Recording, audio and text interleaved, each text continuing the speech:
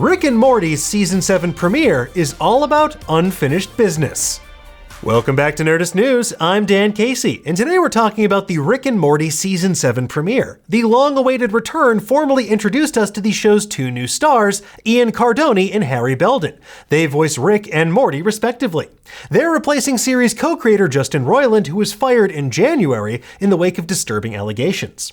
The Season 7 premiere, titled How Poopy Got His Poop Back, is an obvious riff on the 1998 rom-com How Stella Got Her Groove Back. Except, instead of a 40-year-old busy businesswoman learning to prioritize love and her own well-being over her career, it's about one of the most abjectly tragic characters on the show. Hoo-wee, what a cliffhanger, oh boy, oh my. But Mr. Poopy Butthole isn't the only person going through it this episode. From a robot ghost to some familiar faces from Rick's past to Hugh Jackman like you've never seen him before, this episode is all about moving on, especially from something painful, and how exactly you move forward. We're gonna break it all down for you in just a moment, but to do so we have to spoil what happens in the latest episode of Rick and Morty. So if you haven't seen it yet and you're worried about that sort of thing, leave now before things get really squanched up. Squanch! Told you he wasn't dead. We squanching? A little. Us? Not without a squanch. I'd love one if you're pouring. Make it 3. Okay, let's get into it, shall we? The episode follows Rick in an attempt to get the old gang back together to stage an intervention for Mr. Poopy Butthole, whose life is in shambles to say the least. Legends say that Lemony Snicket figured out the title to his saga, A Series of Unfortunate Events, after hearing Mr. Poopy Butthole tell his life story. This extra-dimensional alien being is a longtime friend of the Smith family. He first appeared way back in Season 2's Total Recall. Ooh-wee, whatever you want, Rick, we're here to help. Thanks, Mr. Poopy Butthole. I always could count on you. As it turns out, Mr. Poopy Butthole wasn't one of the false memories the alien parasites were inserting into the Smith family's brains. And that's why when Beth shot him, he didn't turn back into a parasite like certain Sleepy Garys I could name. No, just send me to Gary. I want to be with Gary. Turns out he just actually got shot, and that was only the beginning of his woes. He told me to tell you he's sorry you didn't have bad memories of him. Unfortunately for MPB, his bad memories were just beginning, unfolding over several post-credit scenes in episodes like One Crew Over the Cuckoo's Morty and Rick Mirai Jack. And as he summarizes in this episode, he lost his job, he broke his legs, his wife left him, and he failed the bar exam. And that last one is really underscored by the copy of Custody Law for Dummies on the floor. This would be a lot for anybody to bear, so it's understandable why he might be wallowing in this alcohol and drug-induced haze in the Smith family's home. So it's pretty obvious at this point that he needs some help. So thankfully, Rick is bullied into staging an intervention. A birthday party for Mr. Poopy Butthole. Birthday. Ooh-wee, I can't believe y'all remembered. And to do so, Rick needs some help from familiar faces like Gearhead, Bird Person, Squanchy, who apparently survived the events of the Wedding Squanchers, and the Smith family's neighbor, Gene. Have you been drinking? On a Thursday? Naturally, their plans to have a sobering moment of clarity about their friend's self-destructive behavior turns into a substance-fueled revenge mission thanks to Hugh Jackman. Here, he's playing a version of himself that I hope is deeply autobiographical. And based on his recent appearances as a sentient wiener on Big Mouth and the addiction angel on Human Resources, we might be onto something. There you go. That's the spirit. Now we are all completely The episode plays out less like a coming-of-age story and more like a coming-of-middle-age story. When Rick creates a robot ghost who's haunted by unfinished business, it's played for laughs, and hilariously voiced by SNL alum Beck Bennett. But unfinished business is at the very core of this episode. So much so that the season premiere eschews traditional story structure by focusing purely on Rick's journey to stage an intervention for Mr. Poopy Butthole. There's no wacky Jerry B story or something like that to cut back to. We're left to sit with Rick and his friends through every uncomfortable moment, every ill-advised decision, and every substance that Hugh Jackman puts in their bodies. This was not oversold! Rick and all of the hard-drinking buddies in his friend group are standing on the precipice of a major change. Last season showed us Rick undergoing what appeared to be a tremendous amount of personal growth, perhaps best embodied by his empathy in Analyze Piss. Yet it was tempered by a deep-seated need for vengeance against Rick Prime, the man who killed Rick C-137's family. Clearly, that drive for revenge is still weighing very heavily on this Rick. Any progress? Yes, Morty. I found the version of me that killed my wife. You just missed it. As for Mr. Poopy Butthole, he has not accepted his responsibility in how his relationship fell apart or the fact that his wife has moved on and found love somewhere else. His resentment over the way his life turned out has made him bitter, vindictive, and self-destructive. And these are behaviors that are enabled by his friends, because it's easier to keep the party going than to take a long, hard look at yourself in the mirror. I never want to forget it, and I never want to repeat it.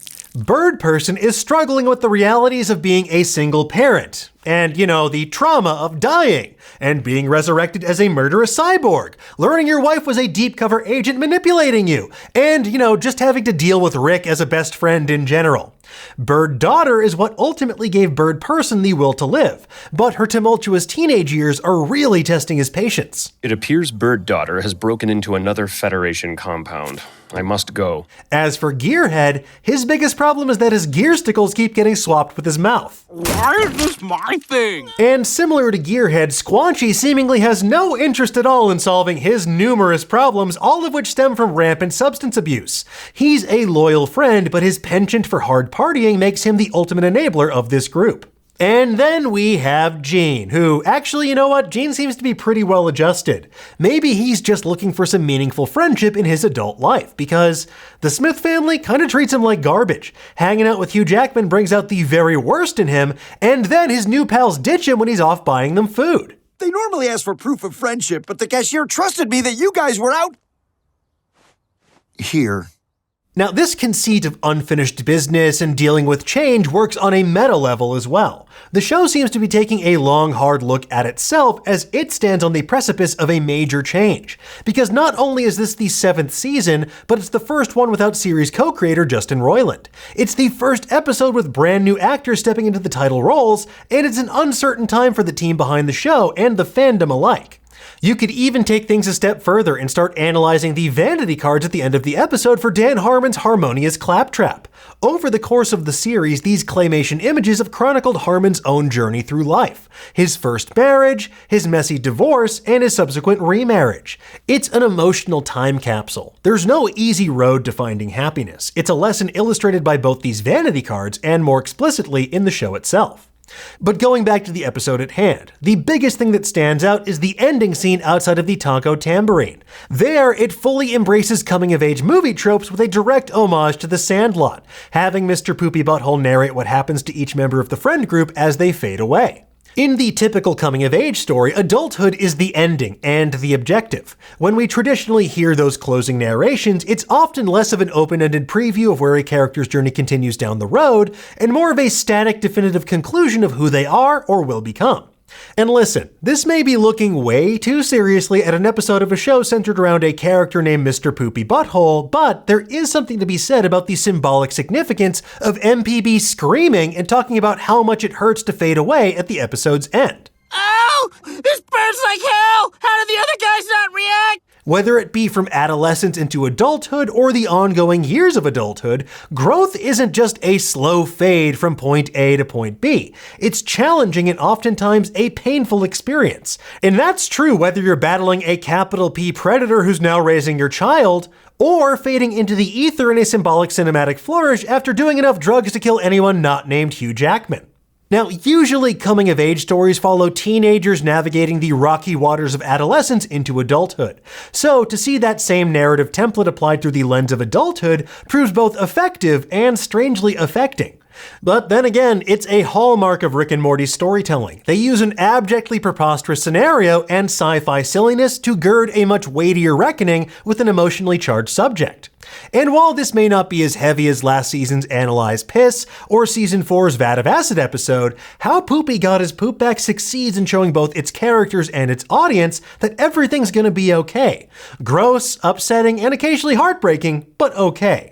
And most importantly, that it's not always better to burn out than fade away, even if fading away does sometimes cause a mild burning sensation. Is mine different? It's like my skin is boiling! Anyway, folks, there you have it. That's everything you need to know about the Rick and Morty Season 7 premiere. We'll have another deep dive for you next week, so don't you dare squanch that channel. We squanching? A little. In the meantime, if you want even more overthinking sci-fi silliness, check out our breakdowns of Loki episodes 1 and 2, or our examination of the seriously dark implications of the Ahsoka finale. And if you want to keep things spooky this Nerdoween, make sure you check out Laser Focus. It's Nerdist's weekly deep dive pop culture podcast hosted by senior editor Kyle Anderson. It's available wherever fine pods are cast. For now though, tell us, what did you think of this episode? Did you spot anything that we missed? Wow, that's real inspiring. Makes me think of Get the hell out of here! Okay, sorry. And for the latest and greatest in the world of pop culture, make sure you stay tuned to Nerdist.com. Oh god, it does burn! Oh, why is it like that?